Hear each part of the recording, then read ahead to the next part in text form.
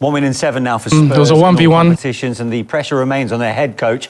Let's get his thoughts. Here's Ange Postecoglou. They're all going to be tough games for them, especially if you're depleted your squad. Yeah. Well, Enzo, it's a really important victory for the fans. What does it mean to you to win that one today? Yeah, for the fans, for us. I said already during the week that we work every day to make our fans happy, and today again they can be happy. It was a difficult start, wasn't it? What was going through your head when you saw Cucurella slip, not once, but twice, and then change his boots? Yeah, he said to me after the game that he was trying to give a little bit emotion to the game. No, serious. Coming this stadium against this team, 2 goals down, and continuing with the same plan on the ball and off the ball. Then second half we adjust something tactically, we change something, but I think overall we deserve to win the game. On the boots change, I know you're a manager that really believes in tough love with your players, honest conversations. Whilst you found a way to win today, are you frustrated that that is how it began and that the boots did have to be changed mid-game? It wasn't something that he'd noticed earlier? I don't know, to be honest. It's more question for Mark. They are mature enough to decide the boost they need for the game. Can happen. As I said, the most important thing and the good thing about today is that we were 2 goals down, just we give away 2 goals, but we continue in the same way. We were in the game, we create chances, first half, second half we didn't concede nothing and we create many chances. The change you made at half-time proved to be important. Tell us what your thinking was. No, first of all, we had the problem with Romeo Lavia. Malo Gusto was inside. For Romeo, we moved Moy as a midfielder, and then we just changed a little bit the 2 attacking midfielder. That first half was Enzo and Cole, and second half we dropped a little bit Enzo next to Moy, and Marco Cucurella was the other attacking midfielder. And the change was good, and we won the game. To clarify, what was the problem with Lavia? He had hamstring problem. He felt something, but now it's okay. So we don't want to take any risk for players because, especially December, but with so many games, sometimes it's better to change and lose 45 minutes than lose 5-6 games. We did wonder if it was anything to do with the elbow to the head that he'd had from Kulusevski. What was your take on that incident? Were you surprised to see it go unpunished?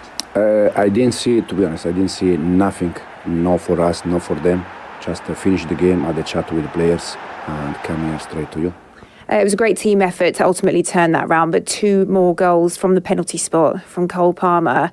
How much trust do you have in him in any situation, frankly, in front of goal, but particularly from 12 yards out? Yeah, anyway, I know Cole from time ago. I really trust him in every aspect. First of all, because he's a fantastic boy, fantastic guy. And then, as I said already many times, he has to learn. He's learning how to play game when they mark him man-to-man. Bissouma was with him all the game. The one that first half was free was Enzo and second half Cucurella. But he's learning, he's improving, he's scoring goal, he's happy, and we are all happy. You said this week you were convinced your team would get to this point where they are challenging at the top of the table, but perhaps not this quickly. They're showing no signs of slowing down, though, are they? No, because the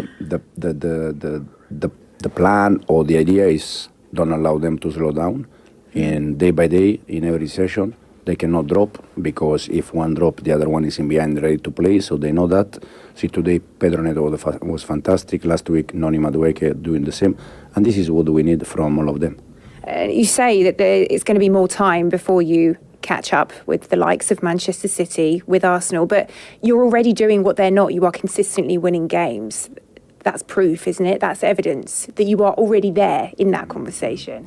But probably Arsenal, City and Liverpool, they don't slide, you say, like Cucurella did. Slide. Right. So this is also, we are serious. For me, we are not ready. We are far from this team. But we are focused on the day by day, improve players, improve the team, and play the game. No more than that. Okay. Congratulations, Enzo. I appreciate your time. Thank you very much. Thank you. Yeah, he's all smiles, and you can understand why. Look at that run and that sea of green. In fact, the last time Chelsea were beaten. Was against, well, you can see there, the drop points against Arsenal. But go before that, the last time they were beaten was Newcastle, October the 30th in the League Cup. Is that right? Yeah. I mean, that seemed like a long time ago now, but are you surprised with how quickly those players and this manager have got to grips with the job at Stamford Bridge? Yeah, very. Obviously, he did a great job at Leicester when he was there last year, but I am impressed with how quickly they managed to take on that information and put it out there. And if you're saying, just look at the squad, the subs that they made today, they've got so many players that can come on and change games and affect games, and the age of the squad as well, they're set up for years to come, so there should be a force to be reckoned with. Yeah, and it wasn't that long ago, many people were questioning their recruitment policy, and, you know, are they looking for success down the road or not? But they've got a manager in who seems very structured in the way he coaches his players. Yeah, and he was very ruthless about the fact that he was going to ostracise certain players. Obviously, he's got the conference to play them in.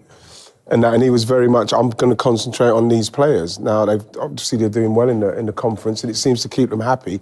Like I was just saying to the gaffer, it depends, what happens in that tournament, once they go out of it, and then you've got all those players, who's going to be happy? Because players, when you're playing that well and it's starting to happen, you want to play. Yeah. You want to be involved in that.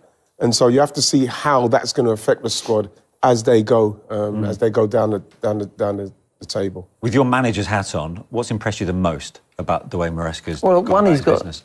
He's got a hell of a lot of talent there, but he's managed to actually say, like, whatever the player is, this is what we're going to do. Like, at half-time, he changed there. He said, that ain't working. We're all over the place defensively. We've given too many opportunities away.